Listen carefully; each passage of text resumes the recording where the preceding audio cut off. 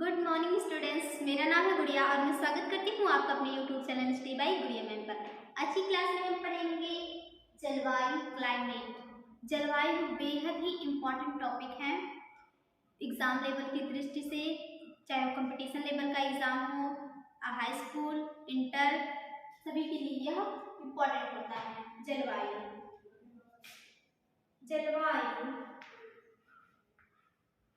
जिसे इंग्लिश में हम कहते हैं क्लाइमेट। किसे कहेंगे हम? जलवायु समझ लेते हैं, अच्छे से समझिएगा कि जलवायु किसे कहते हैं। किसी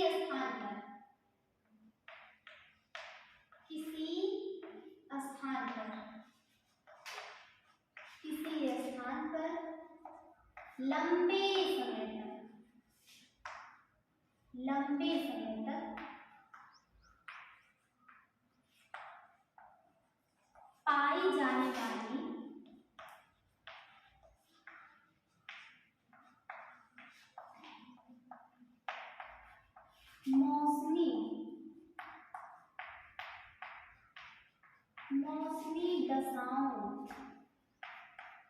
मौसमी दशाओं की औसत को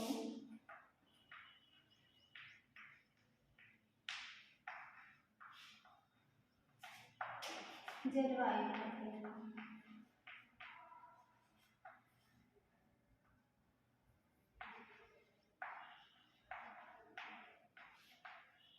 तो क्या जाना हमने?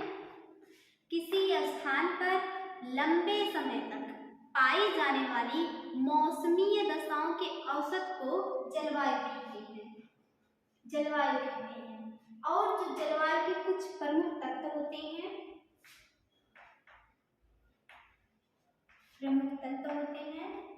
वो है तापमान,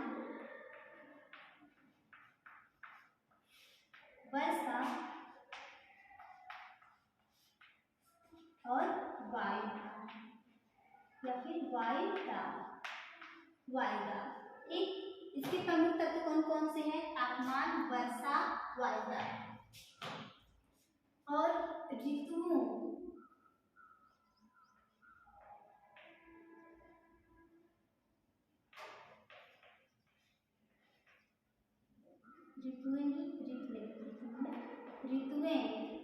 हवाओं की दिशा,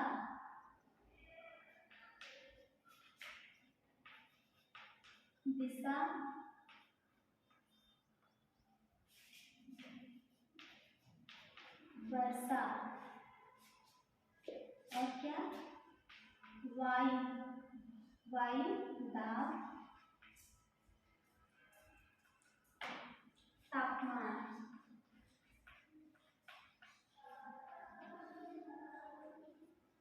ऋतुएं हवाओं की दिशा, वर्षा, वायुदाब, तापमान मिलकर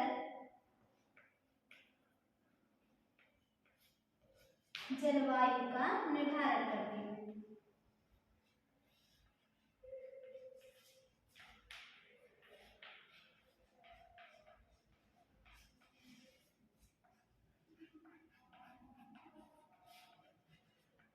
क्या करते हैं? निर्धारण करते हैं। अगर हमसे पूछा जाए कि किसी स्थान की जलवायु का निर्धारण हम कैसे करेंगे, तो हम ऋतुओं को देखेंगे, हवाओं की दिशा, वर्षा, वायुदाब, तापमान, इन सबको मिलाकर हम जलवायु का निर्धारण कर सकते हैं।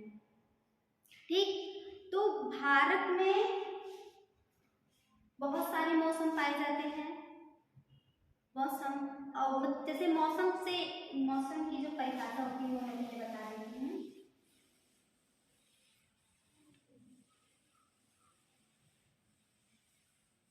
मौसम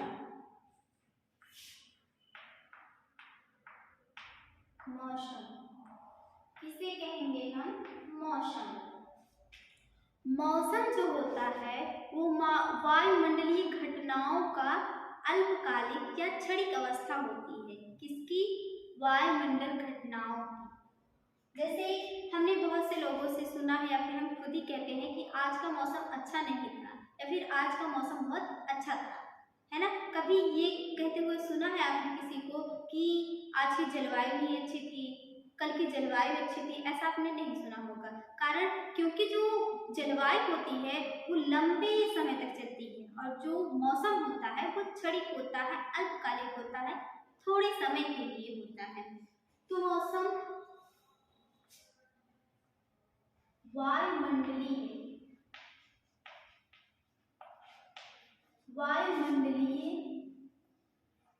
घटनाओं की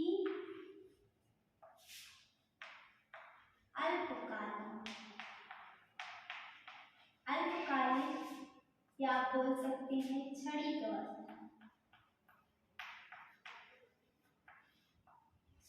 अवस्था होती है।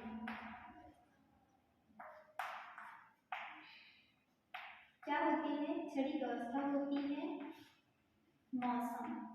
ठीक, मौसम वायुमंडलीय घटनाओं की क्षणिक अवस्था होती है, अल्पकालिक अवस्था होती है, थोड़े समय के लिए होती है। जैसे कभी कभी बहुत जोरों की बारिश होने लगती है, फिर क्या होती है? धूप निकल आती है ना।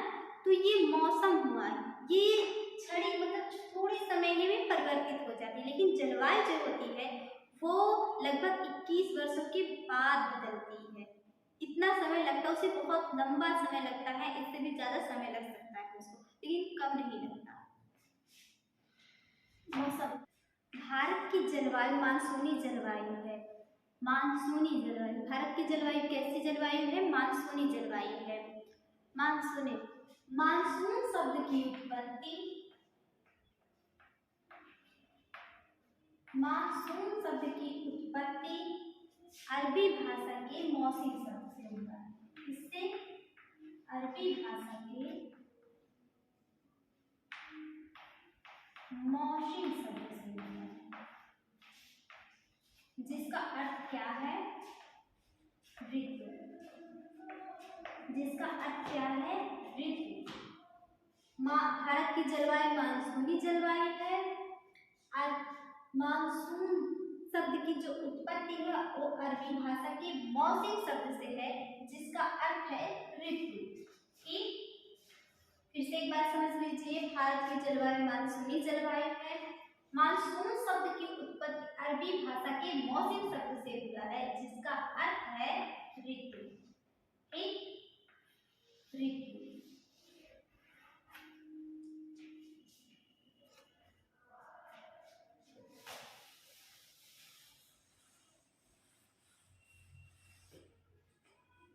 भारत में प्रमुख रूप से दक्षिण पश्चिम मानसून और उत्तर पूर्वी व्यापारिक हवाओं के प्रभाव के कारण ही भारत में वर्षा होती है। किसके कारण भारत में वर्षा होती है?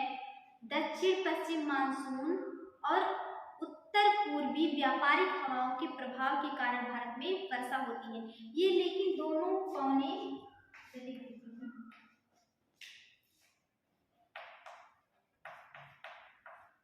दक्षिण पश्चिम मानसून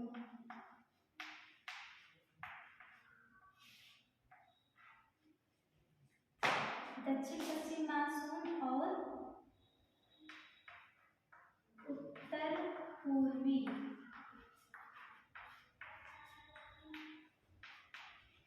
व्यापार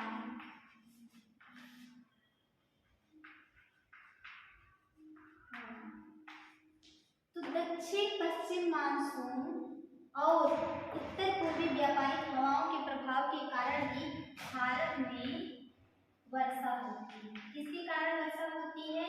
दक्षिण पश्चिम मानसून और उत्तर पूर्वी व्यापारिक हवाओं के कारण वर्षा होती है। लेकिन ये दोनों पौधे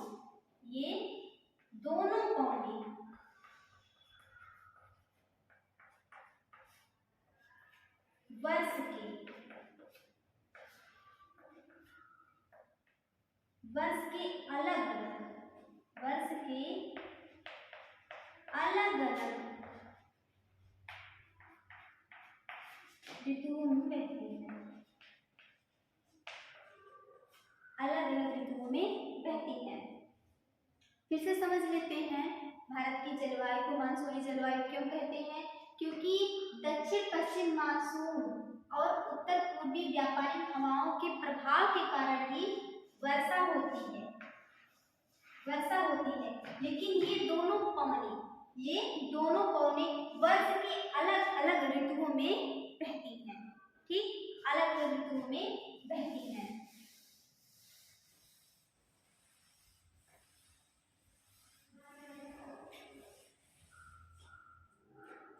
भारत में इतनी विभिन्नता है तापमान में भी। भारत में किसी भी स्थान से, एक स्थान से दूसरे स्थान पे आप जाएंगे तो वहाँ पे आप तापमान में अंतर पाएंगे, वर्षा में अंतर पाएंगे, बहुत सारी चीजों में आप अंतर पाएंगे। जैसे हम उदाहरण के तौर पे ले लेते हैं ग्रीष्म ऋतु। ठीक,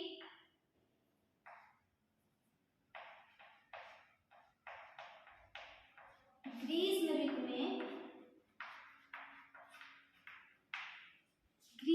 में थार का जो मरुस्थल है,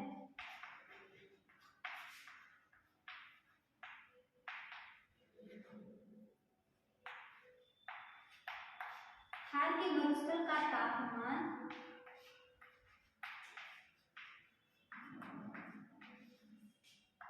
55 डिग्री सेल्सियस हो जाता है।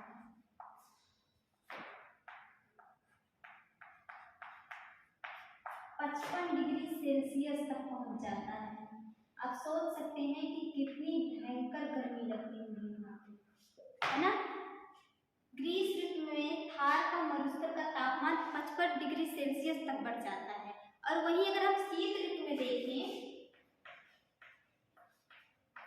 शीत ऋतु में जम्मू कश्मीर या लेह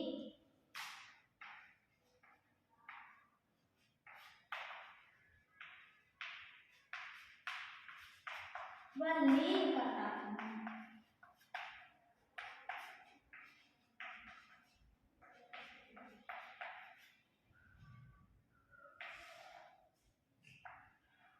0 डिग्री सेल्सियस से भी नीचे चला आता है। अब सोच सकते हैं कि वहां पे अगर वाटर रहेगा 0 डिग्री सेल्सियस पे नीचे जाता है तो वो बर्फ बन जाता है, कितनी भयंकर ठंड पड़ती होगी। और ग्रीष्म ऋतु में थार के मरुस्थल का तापमान 55 डिग्री सेल्सियस तक पहुंच जाता है। सोच सकते हैं। तो एक ही देश में अगर आप भारत को ही ले लीजिए, भारत में एक स्थान से दूसरे स्थान पर जाएंगे आपको तापमान में अंतर मिलेगा। सिर्फ ये तो मौसमों की बात होगी, ऋतुओं की बात होगी। अगर हम 24 घंटे में देखें, 24 घंटे की बात करें तो 24 घंटे में भी भारत में एक स्थान से दूसरे स्थान पर अंतर पाया जाता है। अगर जम्मू कश्मीर में बर्फबारी होती है, बर्फ के ओले पड़ते हैं, तो जो उसके निचले वाले क्षेत्र हैं, जम्मू कश्मीर से नीचे वाले क्षेत्रों में बौछार महसूस होती है, वहाँ पे थोड़ी थोड़ी वर्षा होती है। तो हुआ ना ये अंतर, 24 घंटे में भी अंतर होता रहता है।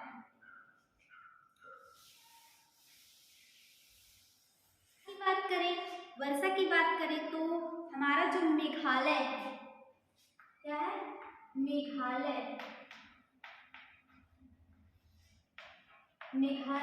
मेघालय में बहुत बारिश होती है, खास करके इसकी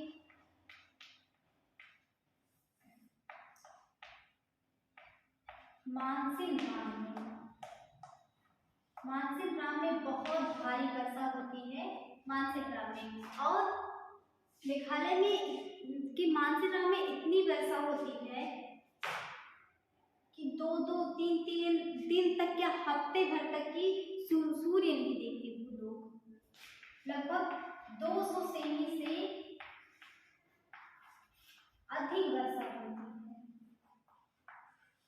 200 सेमी से अधिक वर्षा होती है मानसिक ग्राम में। और कारण वहाँ पे 3 पहाड़ियां पाई जाती हैं, प्रमुख पहाड़ियां गारो, खासी, जयंतिया। ठीक, वहाँ पे ये 3 प्रमुख पहाड़ियां पाई जाती हैं। जब बंगाल की खाड़ी से मानसून बनकर चलता है भारत की तरफ, तो वो मेघालय में पहुंचता है और गारो, खासी, जयंतिया पहाड़ियों टकराता है और यहाँ पे मानसिंहराम नामक स्थान पर बहुत वर्षा करता है। ठीक, और वहीं अगर बात करें हम राजस्थान के जैसलमेर की,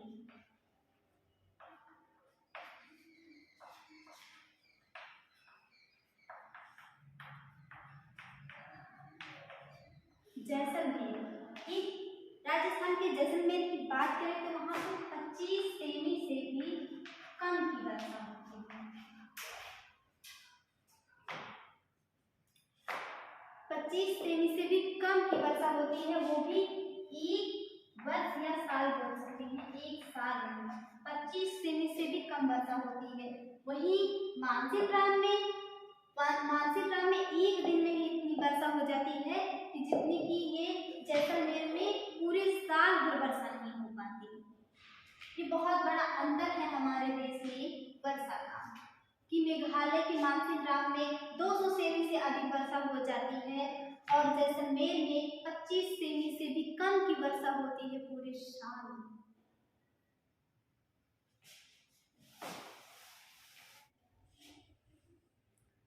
पृथ्वी पर सभी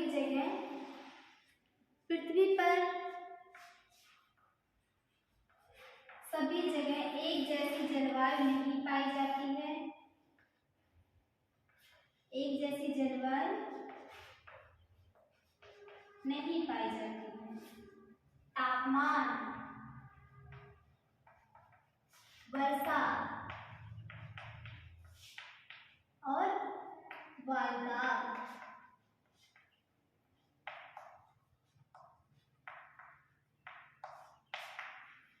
के कारण जलवायु में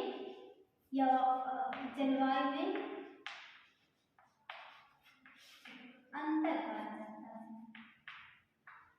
किसके कारण अंतर पाया जाता है? तापमान, वर्षा, वायुदाब के कारण जलवायु में अंतर पाया जाता है। यही कारण है कि पृथ्वी पर एक जैसी जलवायु नहीं पाई जाती। अब हम जान लेते हैं कि हमारे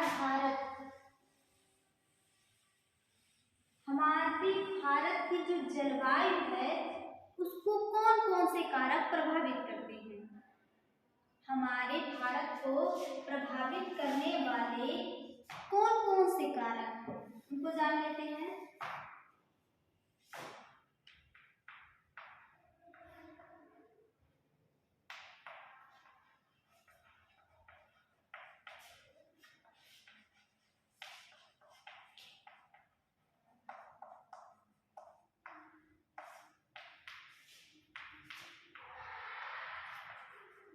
वाले कारक, ठीक, भारत को प्रभावित करने वाले कारक।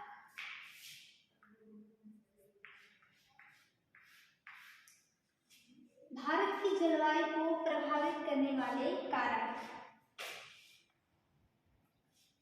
सबसे पहले है उच्चावच। क्या है?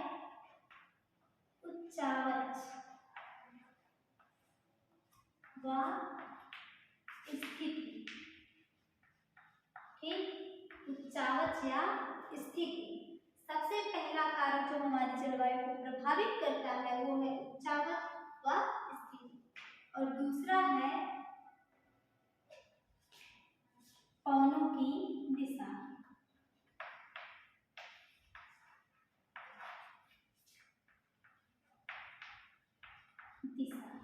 ठीक, तीसरा है समुद्र से दूरी।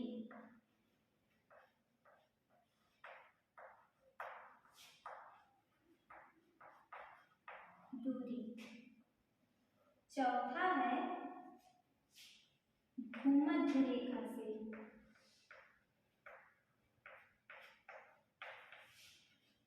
भूमध्य रेखा से दूरी, ठीक। ये कुछ कारक हैं जो हमारी भारतीय जलवायु को प्रभावित करते हैं। उच्चावच व स्थिति, पवनों की दिशा, समुद्र से दूरी, भूमध्य रेखा से दूरी। भूमध्य रेखा से दूरी, एक एक करके हम जानते हैं किस प्रकार प्रकार ये हमारे भारत की जलवायु को प्रभावित करते हैं। सबसे पहले हम चार्ट्स देख लेते हैं। इसके लिए हमें भारत के मैप की जरूरत पड़ेगी। ये मैं बताने के लिए, समझाने के लिए बस ऐसे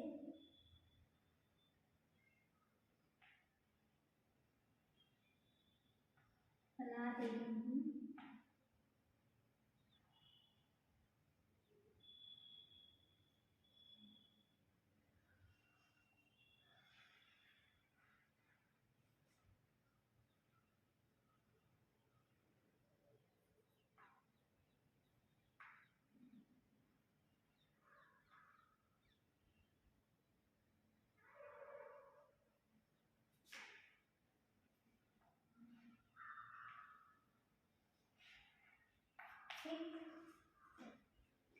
हम सबसे पहले जान लेते हैं हमारी जो पृथ्वी है वो दो भागों में होती है।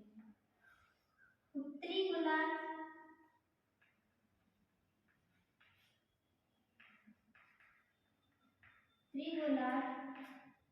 दक्षिणी गोलार्ध।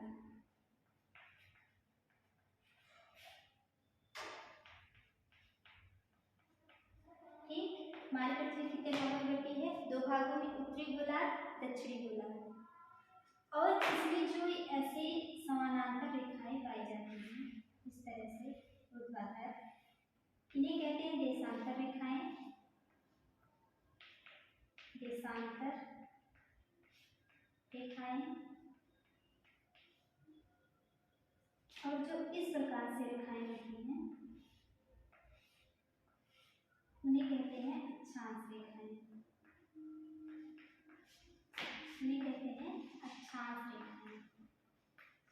ठीक, इस तरह से पृथ्वी जो काल्पनिक रेखाएं होती हैं वो होती है देशांतर रेखाएं, और जो इस तरह से रेखाएं होती हैं उन्हें हम कहते हैं अक्षांश रेखाएं। भारत दो भागों, पृथ्वी दो गोलार्धों में बटी है, उत्तरी गोलार्ध, दक्षिणी गोलार्ध। और पृथ्वी पर तीन और काल्पनिक रेखाएं हैं। सबसे बीच से जो होकर गुजरती है उसे भूमध्य कहते हैं, भूमध्य रेखा। और उत्तरी गोलार्ध में जो एक रेखा और जाती है उसे कहते हैं कर्क रेखा। और भूमध्य रेखा से नीचे एक रेखा जाती है उसे कहते हैं मकर रेखा। ठीक, हमारा जो भारत है वो उत्तरी गोलार्ध में है। कहाँ पे है? उत्तरी गोलार्ध में है। और अगर अक्षांश की बात करें हम कि कितने अक्षांशों में हमारा भारत स्थित है, तो 8 डिग्री से 37 डिग्री उत्तरी अक्षांश में हमारा भारत स्थित है। भारत को कर्क रेखा दो भागों में बांटती है। ये वाली रेखा कर्क रेखा भारत को दो भागों में बांटती है। ठीक, और भारत की उत्तर में हिमालय पर्वत स्थित है। हिमालय पर्वत की श्रेणियां स्थित है कुछ इस प्रकार से। ठीक, ये पर्वत श्रेणियां शीत ऋतु में, ये पर्वत श्रेणियां, हिमालय की पर्वत श्रेणियां शीत ऋतु में उत्तर से आने वाली ठंडी हवाएं, शीत वाली हवाएं, बेहद ठंडी हवाएं, उत्तर से आने वाली ठंडी हवाओं को रोकता है और भारत में अत्यधिक ठंडी होने से बचाता है। मतलब शीत ठंडी से बचाता है। ठंडी जो हवाएं हैं यहाँ को पृथ्वी भारत में आने से रोकती हैं। ये पर्वत श्रेणियां, हिमालय की पर्वत श्रेणियां उत्तर से आने वाली ठंडी हवाओं को रोकती हैं और यहाँ पे शीतलन से बचाती हैं। एक काम ये करती हैं। और ये उच्चावच और स्थिति की बात हो रही है, ये स्थिति है भारत की, उच्चावच की बात हम कर रहे हैं। हिंद महासागर, हिंद महासागर भारत के दक्षिण में स्थित है।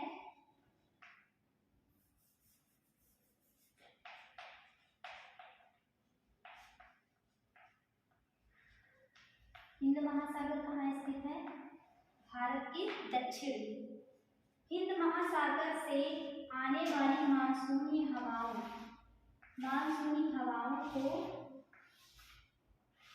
हिमालय पर्वत की श्रेणियां रोकती हैं और वर्षा कराने में सहायक होती है। वर्षा कराने में सहायक होती है। हिमालय की पर्वत श्रेणियां हिंद महासागर से आने वाली मानसूनी पवनों को रोककर भारत में वर्षा कराने में सहायक होती है। भारत में वर्षा कराने में सहायक होती है। ठीक, भारत का जो दक्षिणी भाग है, ये भारत का उत्तरी भाग है, उत्तरी भाग, और इधर दक्षिणी भाग। भारत का दक्षिणी भाग है। भारत का जो दक्षिणी भाग है वो कर्क रेखा और भूमध्य रेखा के बीच में होने के कारण यहाँ पे गर्मी पड़ती है। यहाँ पे उष्ण कटिबंध जलवायु पाई जाती है। उष्ण कटिबंध जलवायु पाई जाती है। कैसी जलवायु पाई जाती है? दक्षिण भारत में उष्ण कटिबंध जलवायु पाई जाती है।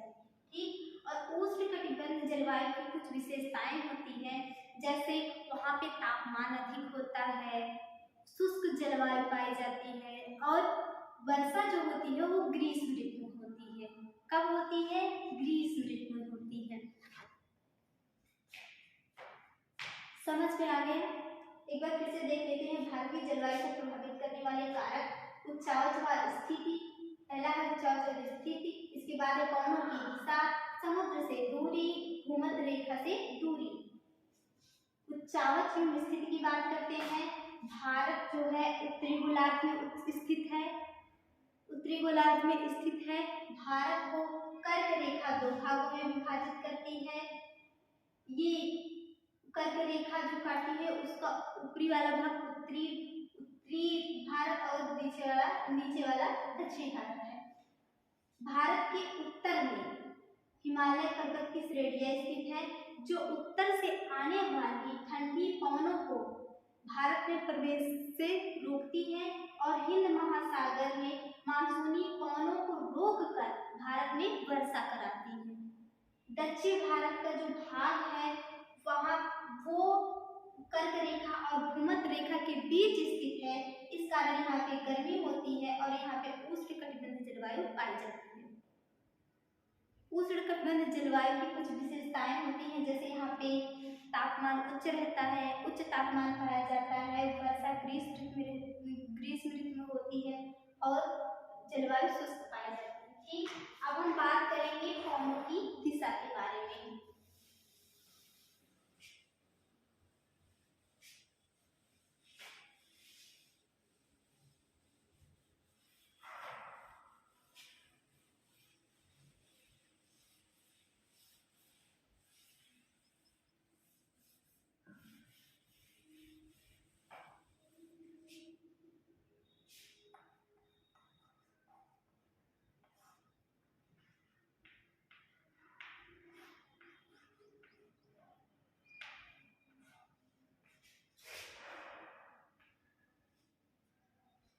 हमने उच्चावच स्थिति पढ़ ली। अब हम पढ़ेंगे पवनों की दिशा। पवनों की दिशा, पवनों की दिशा किसी क्षेत्र में, मैं इंडिया का मैप फिर बना देती हूँ।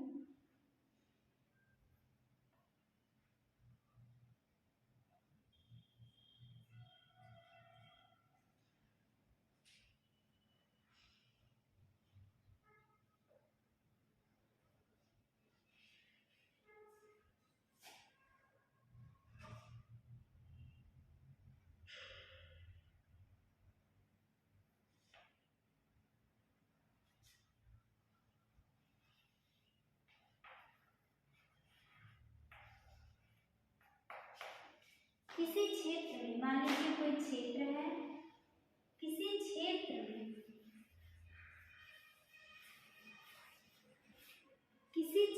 में ऊपर से नीचे की ओर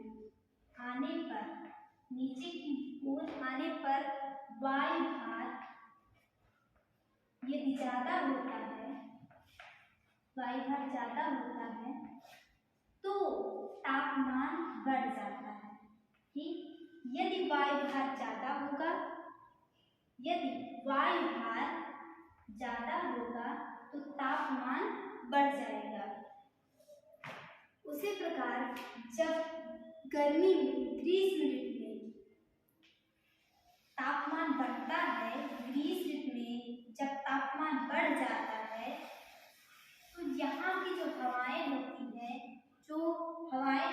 तापमान के कारण गर्म हो जाती हैं और वो ऊपर उठने लगती हैं। ठीक, ऊपर उठने लगती हैं, जिससे समुद्र की जो हवाएं हैं, जब ये हवाएं ऊपर उठ जाएगी तो समुद्र की जो हवाएं हैं यहाँ का स्थान लेने के लिए बहने लगती हैं, और समुद्र के ऊपर से बहने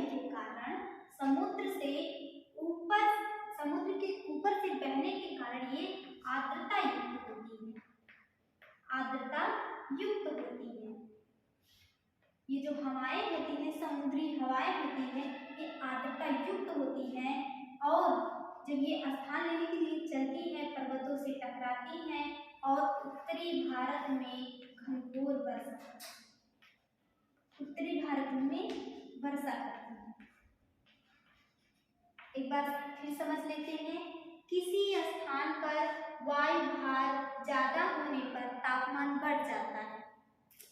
तापमान बढ़ जाने के कारण जो यहाँ की हवाएं होती हैं वो हल्की हो जाती हैं और ऊपर उठ जाती हैं। हल्की होने के कारण हवाएं ऊपर उठ जाती हैं, जिससे आसपास के क्षेत्र की जो हवाएं हैं उसका स्थान लेने के लिए बहने लगती हैं। समुद्रों से बहने के कारण ये हवाएं आर्द्रता युक्त होती हैं। कैसी होती हैं? आर्द्रता युक्त होती हैं और दक्षिण भारत में वर्षा कराती हैं। समझ में आया पवनों की दिशा? अब हम पढ़ेंगे समुद्र से दूरी। किसी भी स्थान पर पवनों की जो दशा होती है वो जलवायु को बेहद ही प्रभावित करती है। किसी भी स्थान पर, ध्यान से सुनिएगा, किसी भी स्थान पर पवनों की दशा या दिशा जलवायु को बेहद ही प्रभावित करती है। हमारा जो भारत है वो 3 तरफ से समुद्र से घिरा हुआ है। ठीक, पूरब में है, वो दक्षिण पूर्व में है बंगाल की खाड़ी,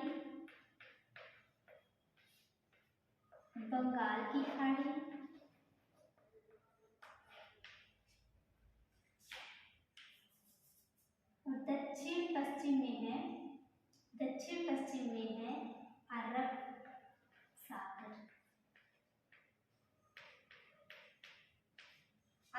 और नीचे है हिंद महासागर।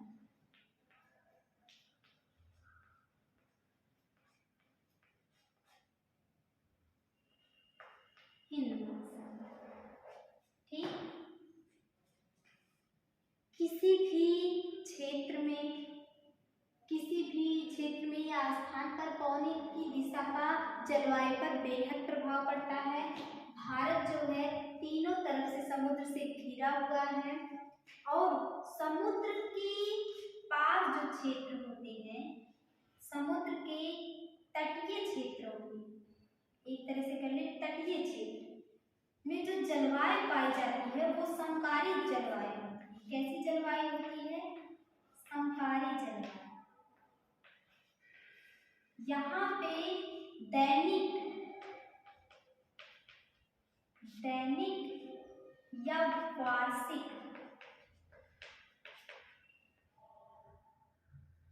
वार्षिक जो तापांतर है बहुत ही कम पाया जाता है या ना के बराबर पाया जाता है।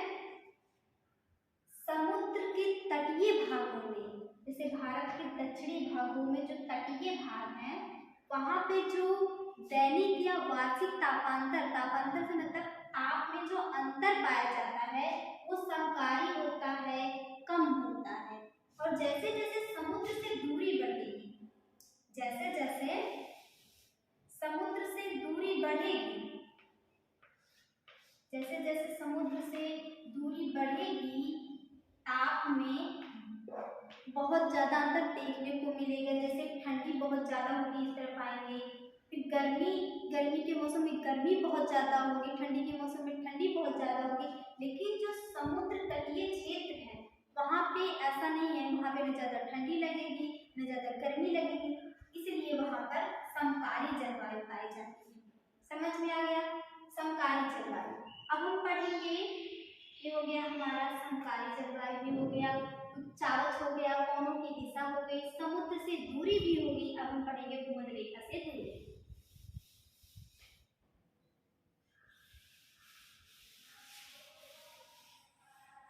हमारी जो पृथ्वी है,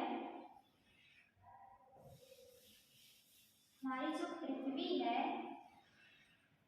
पृथ्वी ठीक, इस पे 3 काल्पनिक रेखाएं हैं, कर्क रेखा, भूमध्य रेखा, मकर रेखा। ठीक,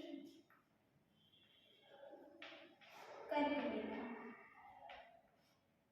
ये है भूमध्य रेखा,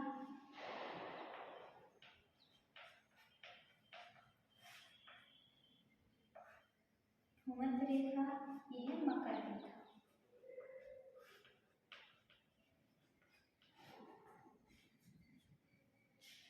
भूमध्य रेखा इसको हम विषुवत रेखा भी बोलते हैं। भूमध्य रेखा पर सूर्य की किरणें जो है वो वर्ष भर सीधी पड़ती हैं भूमध्य रेखा पर। यहाँ पे तापमान, सूर्य की किरणें सीधी पड़ने के कारण भूमध्य रेखा पर जो भी स्थान आते हैं वहाँ का तापमान बेहद गर्म होता है।